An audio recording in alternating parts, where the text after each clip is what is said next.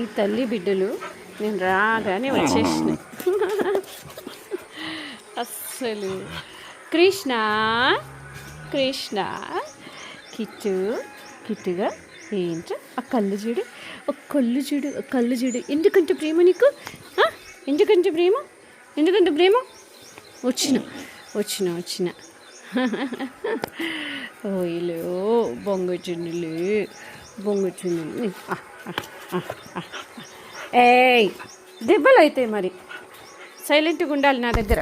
సైలెంట్గా ఉంటేనే మీకు ఫుడ్, లేకపోతే అల్లరి చేసి ఫుడ్ లేదు. ఏయ్ కిట్టు, అమ్మతోనే అల్లొల్లి,